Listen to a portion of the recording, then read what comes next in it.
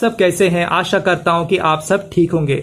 दोस्तों, आज का हमारा टॉपिक जो कि बहुत इंटरेस्टिंग है और उस टॉपिक का नाम है परचेसिंग पावर पैरिटी। दोस्तों, इसे हिंदी में कहते हैं क्रय शक्ति समता। दोस्तों, पैरिटी का अर्थ होता है इक्वालिटी और सिमिलैरिटी।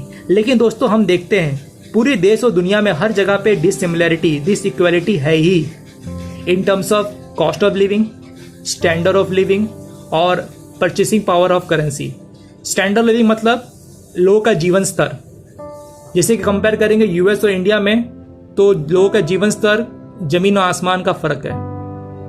दोस्तों, अगर आज हम बात करने वाले हैं परचेसिंग पावर ऑफ पैरिटी के बारे में, तो आज हम समझेंगे कि परचेसिंग पावर पैरिटी क्या होता है। दोस्तों, परचेसिंग पावर का मतलब ये होता है, मान लीजिए आप किसी एक देश में रहते हैं, मान लीजिए आप इंडिया में रहते हैं, तो इंडिया का अपना खुद का एक करेंसी होगा। वो करेंसी से आप कितना गुड्स और सर्विस बाय कर सकते हैं, परचेस कर सकते हैं कंपेयर टू किसी और कंट्री के।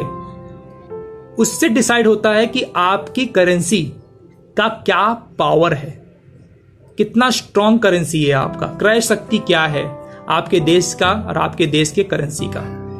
आइए मैं आपको एक एग्जांपल से इस बात को समझाता हूं। मान लीजिए आप यूएस गए, वहां पे एक नॉर्मल से रेस्टोरेंट में गए, वहां पे आपने एक कप ऑफ कॉफी ऑर्डर किया। उस कप ऑफ कॉफी का कॉस्ट था $2। तो दोस्तों, आप सोचेंगे कि अरे, तो मतलब $2 में से उसने एक कप ऑफ कॉफी के लिया, इसका मतलब ये हुआ कि इंडिया में उसका कॉस्ट होगा 140 रुपीज। मतलब क्योंकि $1 का आज के टाइम पे लगभग 70 रुपीज है, बरोबर। तो उस हिसाब से 140 रुपीज होना चाहिए, ठीक है। लेकिन दोस्तों, जब आप इंडिया आते हो, सेम टाइप का कॉफी, क्वालिटी का कॉफी आप नॉर्मल से रेस्टोरेंट में ऑर्डर करते हो, तो वो कितना लेता है आपसे? मात्र 30 रुपए, मान लीजिए। तो आप सोचेंगे अरे, इतना डिफरेंस क्यों है? ये डिफरेंस दोस्तों इसलिए है क्योंकि एक्सचेंज रेट जो यहां पे लिया हुआ है, ये प्रॉब्लम है। ये एक्सचेंज रेट एक्चुअल में ये मार्केट एक्सचेंज रेट है, जो कि डेली फ्लक्चुएट होते रहता है और ये डिमांड सप्लाई पे काम करता है। जिस करेंसी का ज्यादा डिमांड होगा, वो करेंसी का एक्सचेंज रेट कंपेयर टू दूसरे करेंसी के एक्सचेंज रेट से ज्यादा हाई रहेगा। तो ये रियल प्राइस नहीं है चीजों को एक्सचेंज करने का, आपस में लेन देन करने का।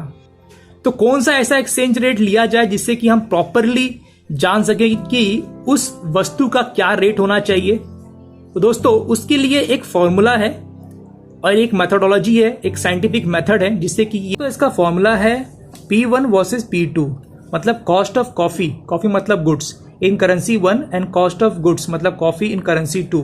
दोस्तों, अगर मान लिया जाए करेंसी 1 को अगर हम INR, जो कि एक कप ऑफ कॉफी का INR कितना था? 30 रुपीज, ठीक है। और वही करेंसी 2 का अगर हम $, ले लेते हैं, जो कि एक कप ऑफ कॉफी का कितना हमको पे करना पड़ता है यूएस में? $2। तो दोस्तों, अगर दोनों को डिवाइड कर देंगे, 30 डिवाइडेड बाई 2, दोस्तों हमारा कितना आ जाएगा? 50। दोस्तों, जो रेट मिला हम लोग को, जो प्राइस मिला, इसे कहते हैं PPP, मतलब purchasing power parity currency rates. दोस्तों, ये जो रेट है ना दोस्तों, इस रेट से आप एक्चुअली में किसी भी देश के गुड्स को आपस में कंपैरिजन कर सकते हो। मतलब यूएस इंडिया ना इस रेट से कंपैरिजन प्रॉपरली कर सकता है कि हाँ, ये कॉफी जो है इस रेट से इंडिया में मिलती है, इस रेट से यूएस से मिलता है, ठीक है। दोस्तों, ऐसा क्यों है? क्योंकि दोस्तों, यहाँ का जो इंडिया का जो कॉस्ट ऑफ लिविंग है काफी कम है।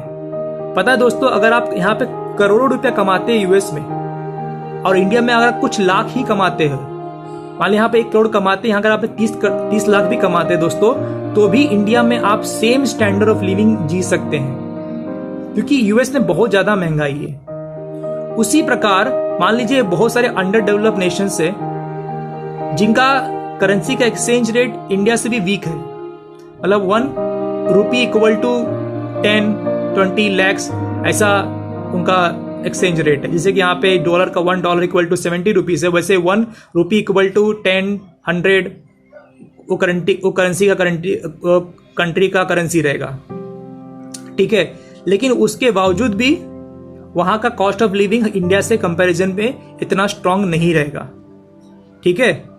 तो कंपैरिजन कैसे डिसाइड होता है कि लोगों का कॉस्ट ऑफ लिविंग स्ट्रांग होना चाहिए और आपका करेंसी का जो परचेसिंग पावर है वो स्ट्रांग होना चाहिए।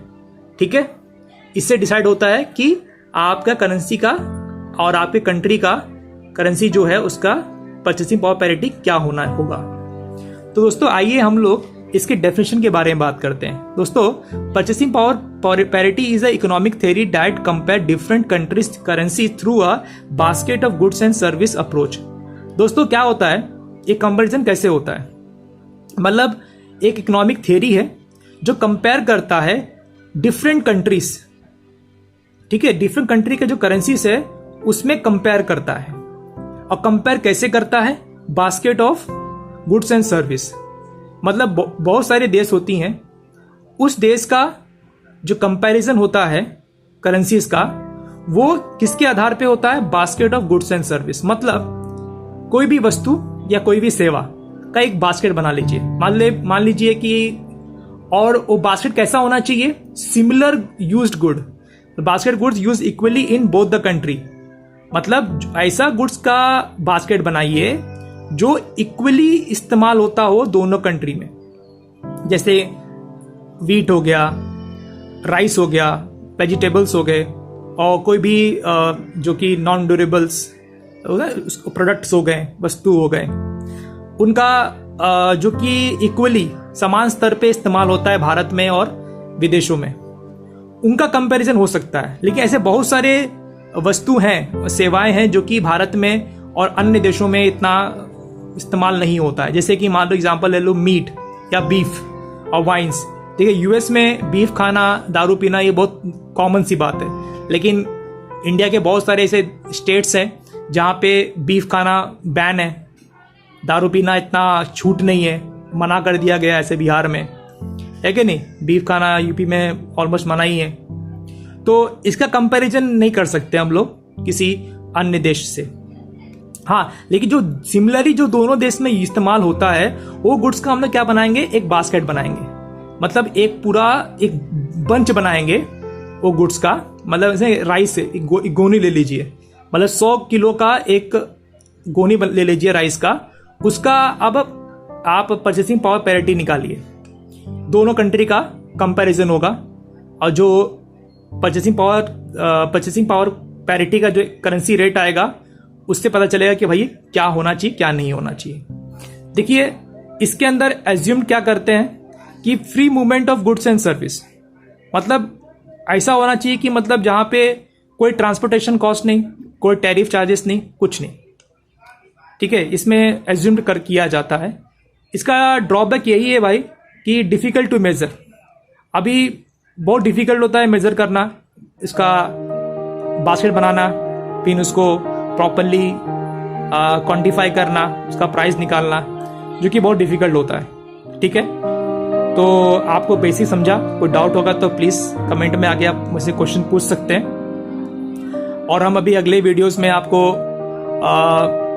नॉमिनल जीडीपी और पीपीपी परचेसिंग पावर पैरिटी का जीडीपी कैसे निकालते हैं वो हम आपको बताएंगे। ठीक है दोस्तों, thank you for watching this video and we'll see you again in the next video.